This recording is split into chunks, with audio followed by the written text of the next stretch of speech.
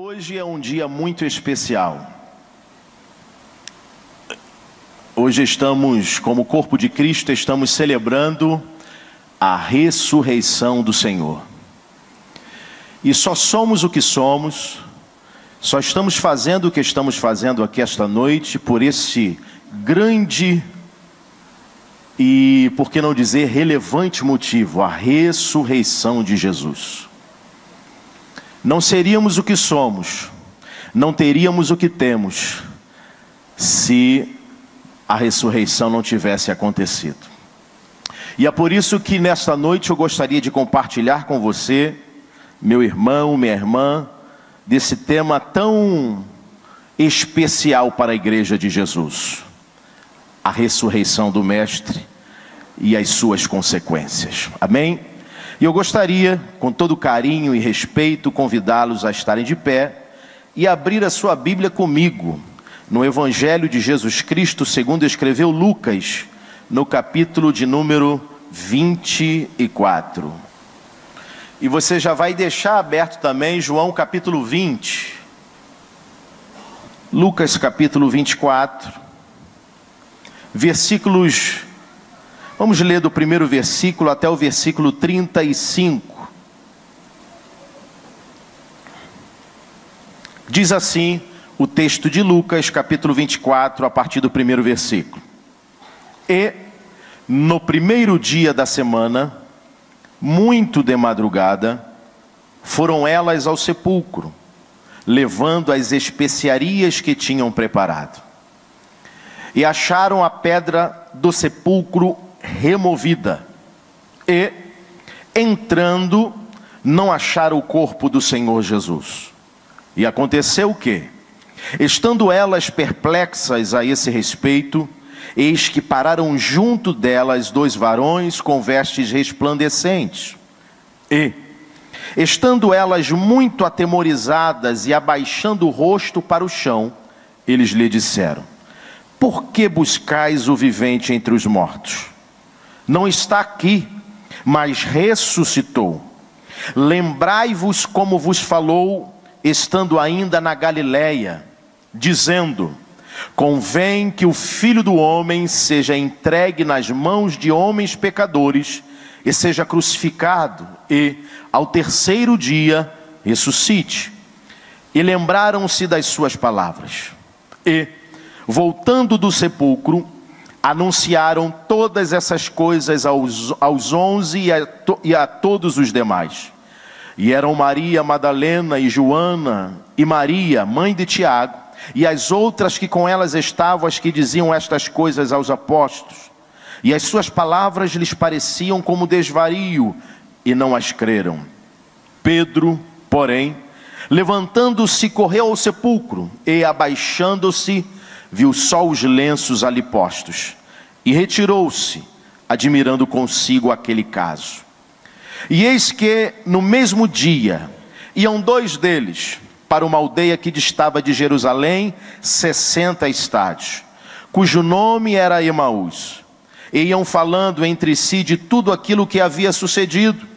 E aconteceu que, indo eles falando entre si e fazendo perguntas um ao outro, o mesmo Jesus se aproximou e ia com eles.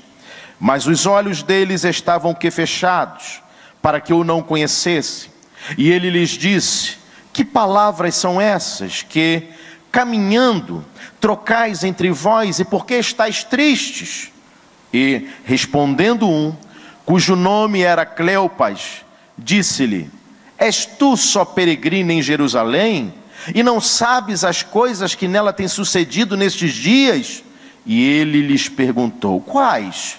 E eles lhe disseram: as que dizem respeito a Jesus, o Nazareno, que foi um profeta poderoso em obras e palavras diante de Deus e de todo o povo, e como os principais dos sacerdotes e os nossos príncipes o entregaram à condenação de morte e o crucificaram.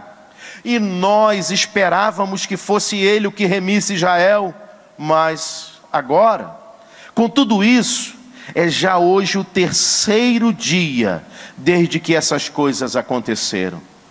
É verdade que também algumas mulheres dentre nós nos maravilharam, as quais de madrugada foram ao sepulcro e, não achando o seu corpo, voltaram dizendo que também tinham visto uma visão de anjos que dizem que ele vive. E alguns dos que estavam conosco foram ao sepulcro e acharam ser assim como as mulheres haviam dito, porém não ouviram. E ele lhes disse: ó nécios e tardos de coração, para crer tudo o que os profetas disseram. Porventura não convinha que o Cristo padecesse estas coisas e entrasse na sua glória? E começando por Moisés e por todos os profetas, explicava-lhes o que dele se achava em todas as Escrituras.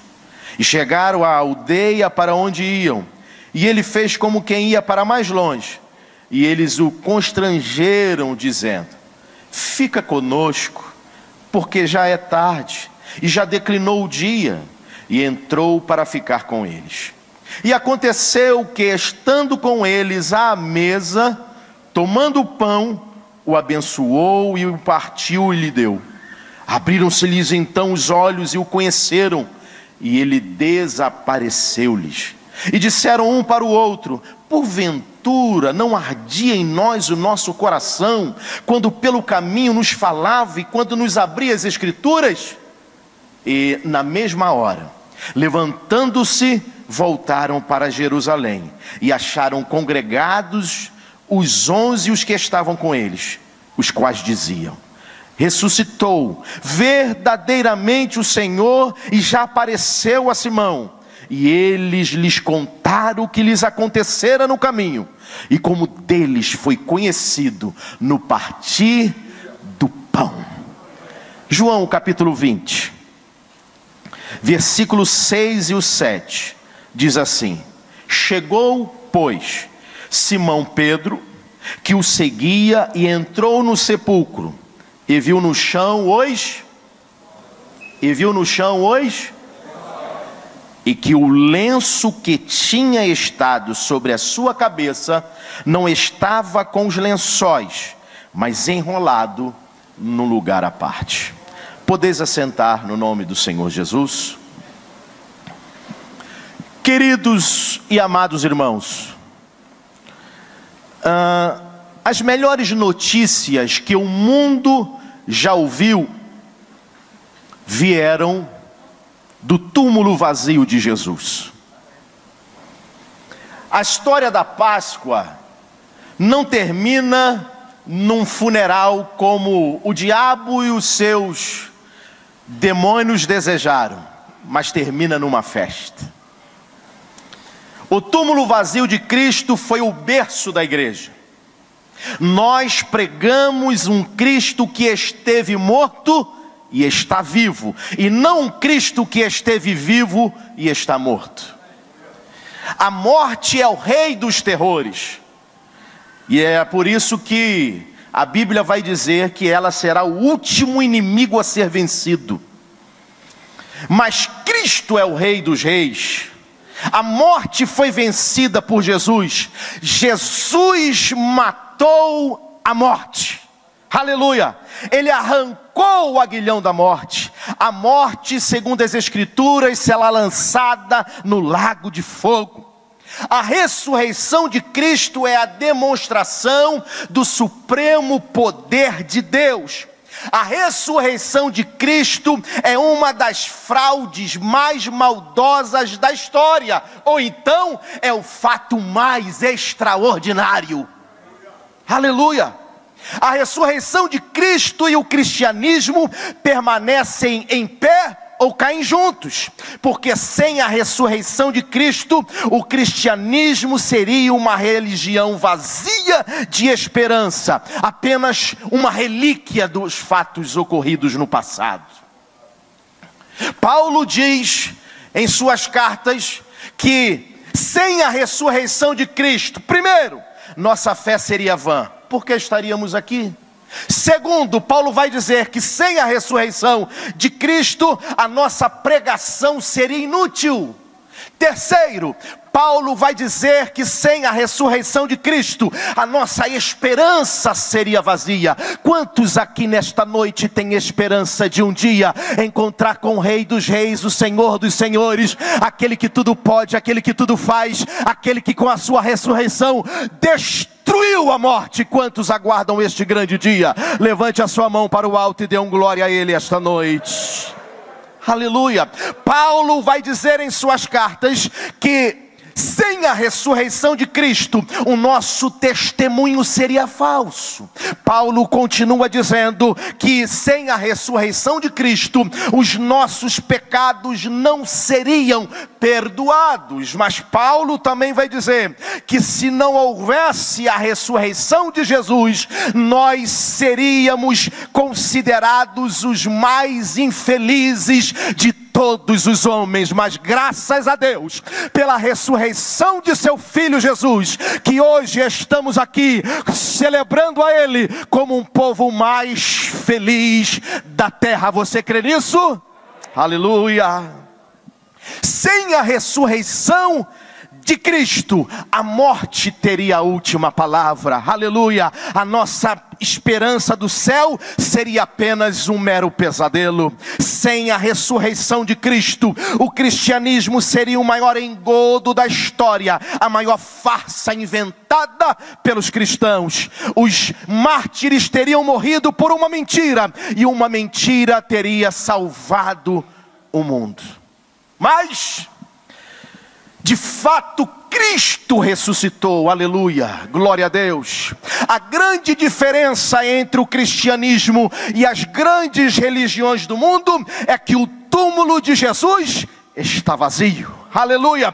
Você pode visitar o túmulo de Buda, pode visitar o túmulo de Confúcio, de Maomé, de Allan Kardec, mas o túmulo do nosso Rei, ele está vazio, aleluia, glória a Deus, porque Ele ressuscitou, Ele venceu a morte e Ele está vivo pelos séculos dos séculos. E eu tenho uma boa notícia para você esta noite: Ele está aqui conosco, aleluia, glória a Deus. Mas você, no relato que nós lemos em Lucas, você tem alguns fatos interessantes. Você tem os discípulos antes do impacto da ressurreição. Nos versículos 14 e 15 que nós lemos de Lucas, vai dizer o texto que os seus olhos estavam cegos a despeito da proximidade de Jesus. Olha que interessante. Jesus já havia ressuscitado, mas a falta dos discípulos em entender que Jesus de fato havia ressuscitado, havia padecido, conforme Ele mesmo testemunhou do seu sofrimento, da sua morte, mas que Ele ressuscitaria. A despeito de todas essas coisas evidentes que os discípulos ouviram durante 3 anos e meio, Jesus falando insistentemente sobre a sua morte, o seu sofrimento e a sua ressurreição, Jesus já havia ressuscitado, porém, os discípulos estavam cegos, mesmo Jesus estando perto deles. Versículo 14 e 15 vai falar sobre isso. Muitas vezes nós caminhamos pela vida como esses discípulos, vencidos, como se a morte tivesse a última palavra, e como se Jesus não tivesse ressuscitado, embora Jesus está tão pertinho da gente e a gente não se dá conta disso. Às vezes Jesus vem ao nosso encontro, como foi o encontro dos discípulos no mar da Galileia, e em vez de glorificarmos o seu nome, nós ficamos atemorizados achando que é um fantasma. Os nossos olhos estão tão escurecidos pelas más notícias. Ele morreu, ele foi vituperado, maltrataram o mestre, mas esqueceram de contar o mais importante da história, que ele no 3º dia ressuscitou. eles não entenderam, eles creram até a morte de Jesus. Ou seja, tudo que tinha acontecido até a morte, eles acreditaram piamente. Mas o mais bonito da história, e que dava e que dá até os dias de hoje, que dará sempre significado à existência da igreja como corpo de Cristo, eles não tinham entendido e compreendido, e por isso estavam cegos. Jesus estava perto deles, mas a incredulidade em compreender a ressurreição de Jesus ainda era tão intensa, que mesmo Jesus estando perto deles, eles não conheceram a Jesus. Você entende isso? O versículo 25 vai dizer que seus olhos estavam tapados a despeito dos relatos das Escrituras. E por que isso? Porque a incredulidade coloca venda em nossos olhos.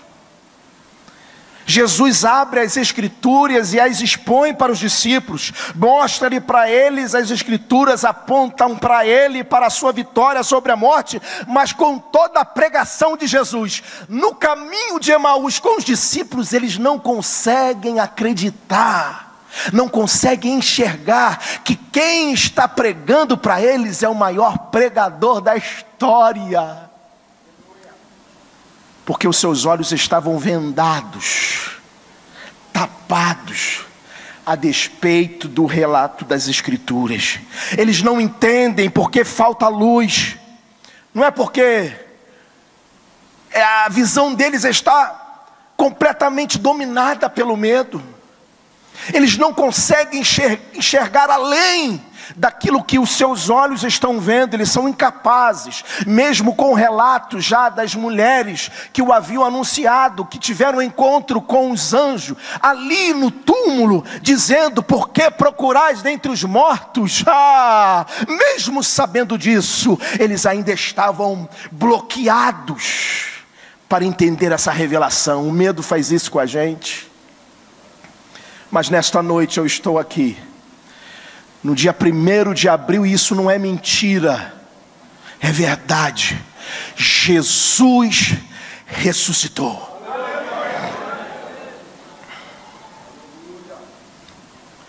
E não há nada mais significativo, fazendo uma analogia aqui entre o dia 1º de abril, que é comemorado aí fora, o dia da mentira, com a ressurreição de Jesus. Você pode esconder a verdade num túmulo por tempo que você quiser, mas ao 3º dia a verdade florescerá. Aleluia, glória a Deus. Os versículos 22 e 24 vão dizer que seus olhos estavam fechados a despeito do testemunho dos irmãos. Aqueles discípulos já tinham várias evidências da ressurreição de Cristo, as promessas de Jesus de que morreria e ressuscitaria ao 3º dia. O túmulo estava vazio, as mulheres viram-no ressuscitado, os anjos deram testemunho da ressurreição. Alguns dos discípulos já haviam visto o túmulo vazio, mas eles ainda carregavam dúvidas em seu coração. Olha, irmãos, lamento dizer, mas hoje em dia não é diferente. Tem muita gente vivendo esse reducionismo, esse achatamento de vida, porque não dão crédito ao testemunho que outras pessoas têm dado do poder da ressurreição em suas vidas. E por isso, vão limitando a sua vida cristã apenas às suas experiências.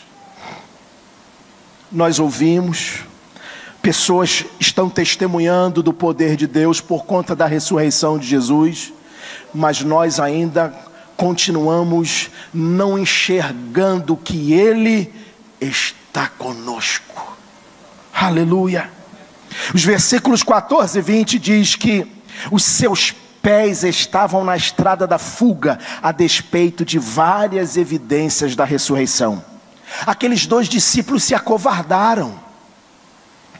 Eles desistiram de tudo. Eles desistiram do discipulado. Eles desistiram de crer. Eles desistiram da caminhada da fé.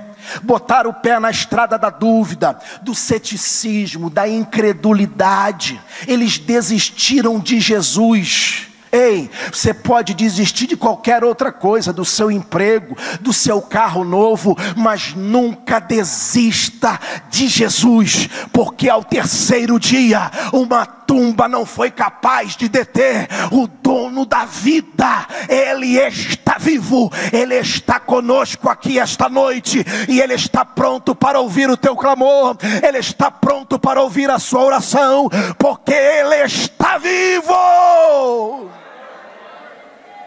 Aleluia.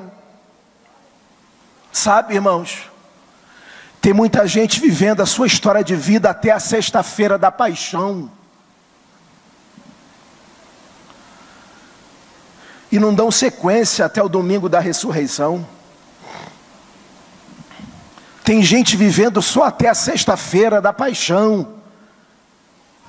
Obscuridade, lamento, tristeza, dor, solidão, desesperança, incredulidade. A nossa única esperança agora está num túmulo. Acabou para nós. Isso é sentimento de quem vive da quinta até a sexta da paixão. Mas quem teve um encontro verdadeiro com Jesus é capaz de dar a volta por cima e esticar mais um pouquinho até o domingo da ressurreição. Aleluia. Tem gente que abandona a igreja e volta triste, decepcionado e sem esperança, e volta para o seu passado de sombras. Preferem viver na sexta-feira da paixão. Esse texto que nós lemos me ensina também que os pés daqueles discípulos caminhavam para o ocaso e não para o amanhecer. Estavam sem destinos, tristes. Sabe aquela coisa assim? Vamos andar por aí. Eu estou com a cabeça cheia, é tanta má notícia, é tanta coisa difícil acontecendo. Vamos andar um pouquinho? Aí pegou um companheiro e foram andar no caminho de Emaús. Nossa, que vento, que tribulação, só má notícia. Meu Deus, eu tenho que sair de casa, eu tenho que andar. Você conhece gente assim? Discípulo no caminho de Emaús? Estão andando porque não aguentam mais tanta coisa acontecendo. Olha só, Emaús ficava no oeste e o dia já estava se impondo. Ou seja, eles estavam caminhando para o entardecer. Caminhavam para o ocaso. Obrigado, querido. Caminhavam para o ocaso. E tem muita gente assim hoje. Gente que caminha sem direção, sem propósito definido, porque perderam a esperança na ressurreição, porque deixaram ser dominados pelo medo, pela dúvida. A incredulidade tomou conta, e aí eles começam a caminhar sem destino, porque eles perderam a esperança. Só olhavam para o passado, só olhavam para as tragédias, só olhavam para a morte. Mas o cristão não caminha por acaso. O cristão caminha para o amanhecer de um novo dia. O salmista diz que o choro pode durar uma noite, mas a alegria, ela vem pela manhã. Aleluia. Não se concentre nos problemas, mas se concentre nas soluções. Não se desespere com a sexta-feira da paixão, mas olhe para o domingo da ressurreição. Não viva como um vencido, mas viva como um vencedor, porque Jesus ressuscitou para nos fazer assentar nas regiões celestiais com Ele. Paulo vai escrever sobre isso, irmão. Isso é lindo demais. Tem crente assim, até para dar a paz, passou, irmão. Passou. A paz do Senhor, irmão. Graça e paz ao seu coração. Jesus ressuscitou. Aleluia. Glória a Deus. Eu estou com Cristo no abro. A coisa está difícil. 1000 estão caindo do meu lado, 10.000 à minha direita. Mas eu creio num Deus que ao terceiro dia ressuscitou. E a minha vitória vai chegar em nome de Jesus. Aleluia.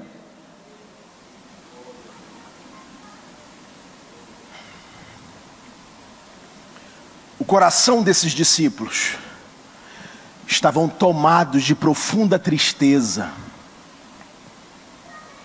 Eles estavam tristes quando é hora de se alegrar. Quantas vezes nossa vida é uma via sacra de lamento, irmãos, de dor, tristeza, porque não tomamos posse do poder da ressurreição em nossa vida. A vida cristã é uma vida de esperança e alegria.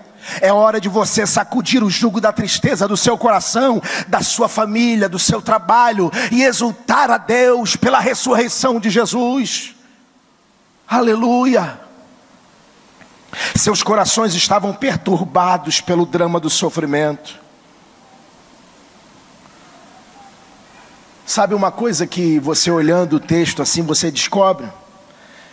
Que eles queriam conciliar o fato de como que alguém como Jesus, sendo o amado de Deus, o seu Filho, poderoso em obras e palavras, pudesse ser assim pregado numa cruz como um criminoso.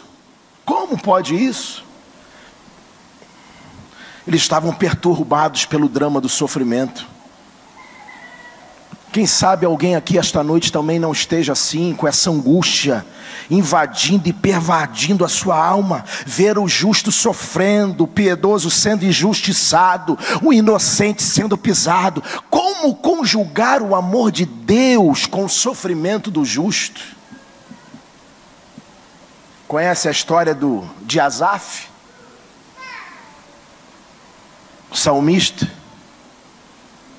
o levita, que entra numa crise existencial sem fim, porque ele começa a deixar de olhar para Deus, para olhar à sua volta os ímpios prosperando mais do que os justos. A turma aí de fora, fazendo as coisas sem nenhum temor e aparentemente prosperando.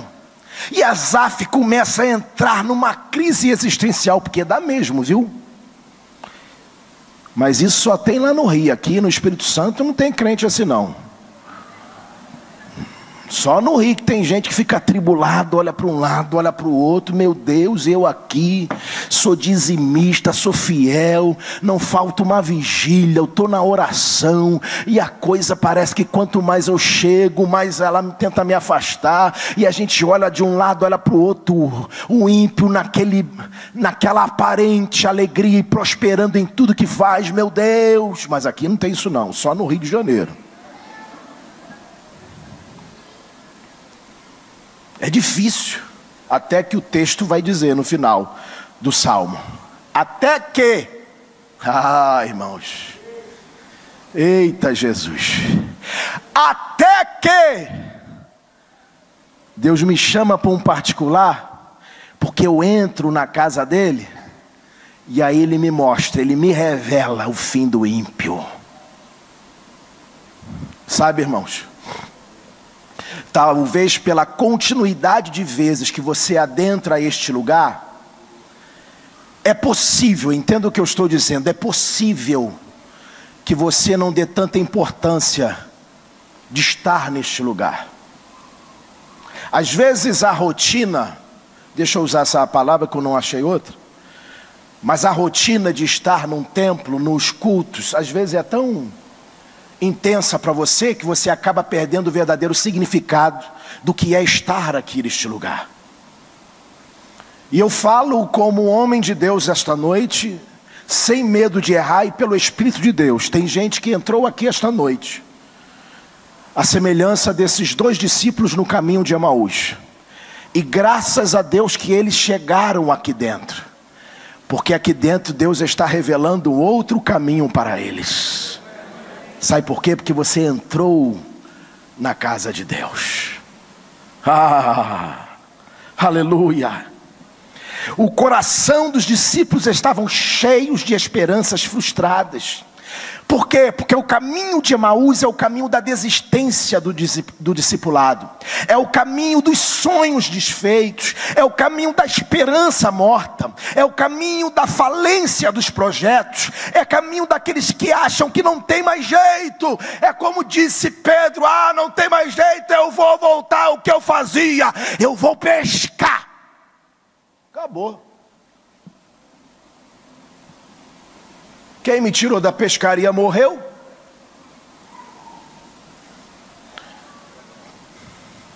Quem disse para mim que eu deixaria de pegar peixe para ser pescador de homem não está mais comigo. E quando ele mais precisou de mim, eu dei as costas para ele, eu o neguei. Então, deixa eu voltar a pescar novamente. Mas é isso que o diabo está querendo fazer com você. Não arrede o pé, porque aquilo que Deus te prometeu, Ele vai cumprir. A obra que Deus começou na sua vida vai acontecer. Queira o inferno ou não, Deus vai fazer. Por quê? Porque Deus é especialista em ressuscitar sonhos na sua vida. Aleluia. Glória a Deus. Não tem jeito, eu vou pescar.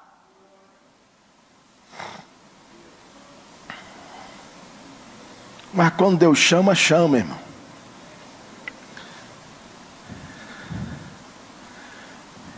Quando Deus decide te escolher, porque não somos nós que o escolhemos, Ele disse, é Ele que nos escolhe.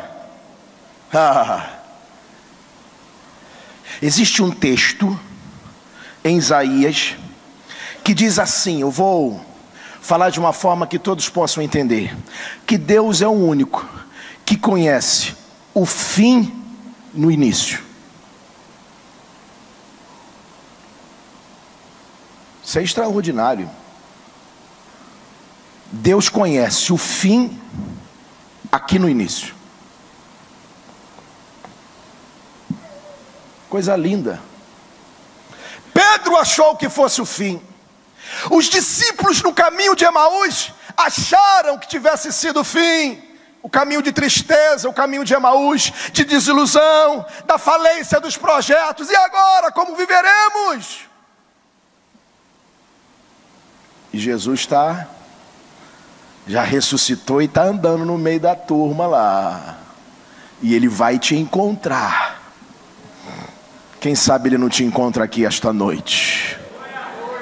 Como encontrou os discípulos no caminho de Emaús e encontrou Pedro pescando, hein? Quantos querem que Jesus lhe ache aqui esta noite? Aleluia. Glória a Deus. Agora o impacto da ressurreição de Jesus é extraordinário. Os versículos 26 até o versículo 28, depois o versículo 31, Jesus começa a expor as escrituras para esses discípulos, a revelação da palavra. Jesus dizia, examinai as escrituras, porque são elas que testificam de mim. São as escrituras que vão testificar de mim. Tem gente hoje procurando achar e conhecer Jesus fora das escrituras. Não tem como. Você encontra Jesus, conhece a Jesus a partir das escrituras. Se você quer conhecer Jesus, leia mais as escrituras. João capítulo 5, 39 diz, examinai as escrituras, porque vós cuidais ter nelas a vida eterna, e são elas que de mim testificam. Se você quer luz para a sua vida, Salmo 119, verso 105, lâmpada para os meus pés é a tua palavra, e luz para o meu caminho. Se você quer ter mais fé, leia as escrituras, porque Romanos capítulo 10, versículo 17 diz, porque a fé é pelo ouvir, e o ouvir pela palavra de Deus. Se você quer mais santidade, leia as Escrituras. João capítulo 17, versículo 17 diz: santificai-os na verdade, a tua palavra é a verdade. Quer encontrar Jesus? Quer conhecer Jesus? Então examine as Escrituras. Aleluia. Esse impacto da ressurreição, Jesus começa no versículo 25 e 26 a falar-lhes das Escrituras para eles. E o versículo 27 vai dizer que Jesus começou a pregação por Moisés. Jesus falou e falou da Bíblia para eles, viu?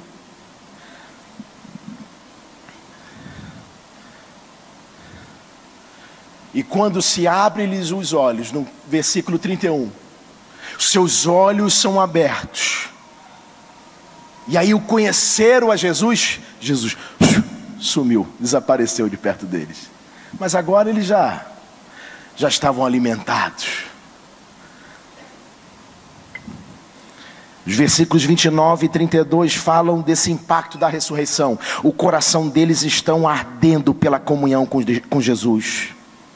Sabe, irmãos, quando temos comunhão com Jesus das Escrituras, o nosso coração arde, ele pega fogo, ele inflama.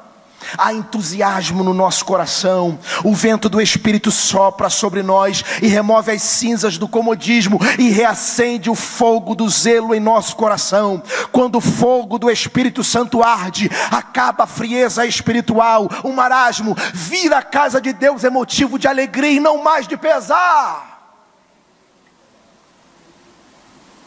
Aleluia.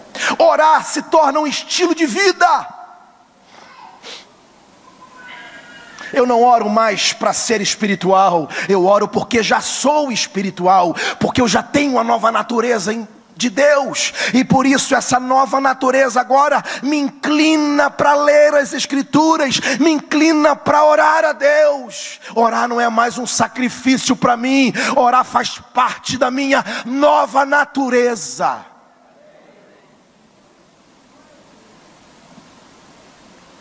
Você não jejua mais para ser espiritual, você jejua porque você já é espiritual.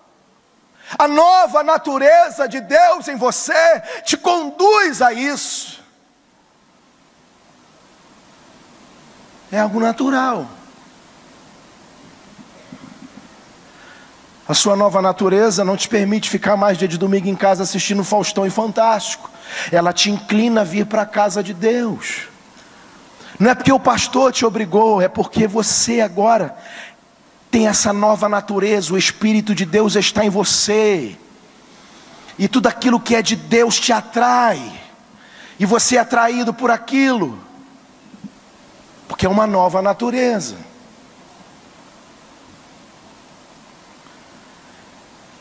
E o impacto da ressurreição na vida desses discípulos. Versículos 33 e 35. Quando os seus olhos são abertos, que eles reconhecem a Jesus, mas que Jesus desaparece, eles agora voltam correndo para Jerusalém. Para quê? Para encontrar-se com os outros discípulos. O impacto da ressurreição. Os mesmos que estavam fugindo de Jerusalém, andando sem destino no caminho de Emaús, agora voltam correndo para Jerusalém. Por quê? Porque os seus corações foram aquecidos. Aqueles que deixaram o convívio do discipulado e dos discípulos, agora eles voltam correndo para estar perto deles. Impacto da ressurreição. Nem a distância, nem a noite os prende. Eles voltam a ter comunhão. E para dizer para eles, nós encontramos, ou ele nos encontrou no caminho de Emaús. E enquanto ele falava, o nosso coração ardia e queimava. Aleluia. Eles voltaram para se juntar ao coro dos discípulos que ficaram em Jerusalém. Olha, de fato ele ressuscitou e ele encontrou-se conosco no caminho de Emaús. Não é mentira não, é verdade. Ele está vivo. Glória a Deus. Glória a Jesus. E eu encerro aqui esta noite, baseando-me em João capítulo 20, versículos 6 e 7 que nós lemos. Chegou, pois, Simão Pedro, que o seguia, e entrou no sepulcro, e viu no chão os lençóis, e que o lenço, aí já é um outro, o versículo 6 termina com lençóis, o versículo 7 começa com lenço. E que o lenço que tinha estado sobre a sua cabeça não estava com os lençóis, mas enrolado num lugar à parte. Sabe o que eu acho interessante nas Escrituras? É que nada do que está nela é por acaso. Você acredita nisso? Eu acredito piamente. Uma vez eu ouvi um pregador pregando, irmão, naquela parte branca da Bíblia Sagrada, entre Malaquias e Mateus.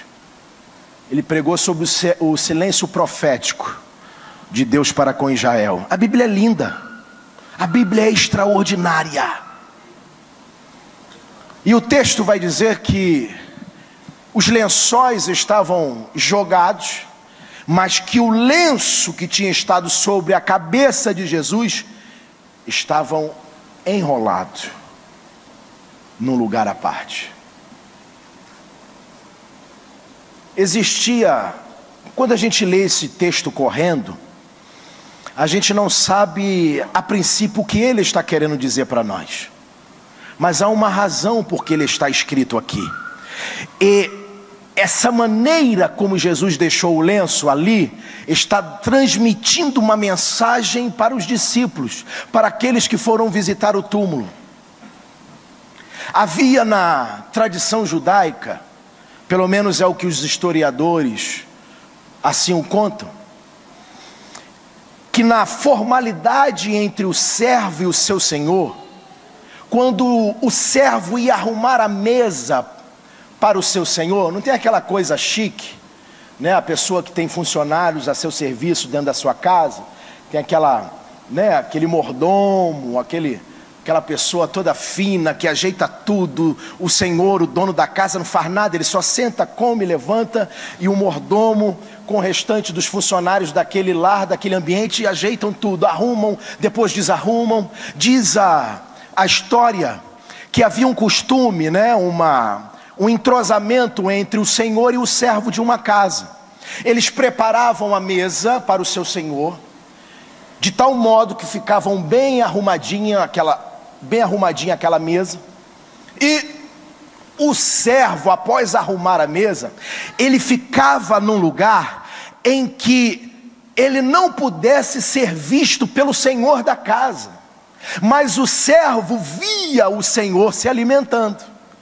Olha que interessante, ele não via, o senhor da casa não permitia que o seu servo que arrumou a mesa ficasse sendo visto pelo seu senhor, mas o servo ficava em um lugar da casa em que ele conseguia ver o seu senhor e a mesa, e toda a refeição sendo degustada pelo mesmo. E quando aquele senhor acabava de fazer aquela refeição posta pelo seu servo, havia um código para aquele servo. E que código era esse? Se quando o senhor daquela casa, após se alimentar daquela mesa farta, pegava aquele lenço, limpava os seus dedos, limpava os seus lábios, e pegasse aquele lenço, daquela higiene pessoal, e jogasse assim na mesa, ele estava mandando um recado para aquele servo, que ele, o senhor, havia terminado a refeição. Ou seja, o senhor estava dizendo para aquele servo, que ele podia recolher a mesa, porque ele, o senhor, já tinha feito a sua refeição. Porém, se o senhor daquela casa, ao comer aquela refeição, ao se alimentar dela, pegasse o lenço, secasse os seus dedos, secasse os seus lábios, dobrasse o lenço e colocasse em cima da mesa, ele estava dizendo para o servo que estava de longe o vendo: eu ainda não terminei, eu voltarei. Aleluia. Não, você não entendeu esse mistério. O Senhor daquela mesa, ao dobrar o lenço, ele estava dizendo, e botando aqui direitinho para o seu servo, ele estava enviando uma mensagem: não retire nada, eu voltarei. Aleluia. Quando Jesus pega o lenço da sua cabeça, diferente dos lençóis que ele deixou no chão, mas pega o lenço e bota num canto à parte, naquele lugar, num lugar à parte, enrolado direitinho, Jesus estava mandando uma mensagem para os discípulos que ali o visitasse o seu túmulo: eu voltarei. Eu voltarei. Quantos creem nisso? Levanta a sua mão para o alto. Vamos ficar de pé em nome do Senhor Jesus. Eu voltarei. Jesus está mandando uma mensagem para aqueles discípulos: eu voltarei. Aleluia. Eu voltarei. Eu voltarei. Apenas um pouquinho de tempo e eu voltarei. Eu voltarei. Aguarde firme a pressão. Não permitam que os homens lhe deixem preso a uma sexta-feira da paixão, mas fiquem firmes, porque vem o domingo da ressurreição. E no domingo da ressurreição é domingo de glória, é o domingo de vitória, é o domingo que Deus vai ressuscitar sonho, é domingo que Deus vai mudar a história da sua vida.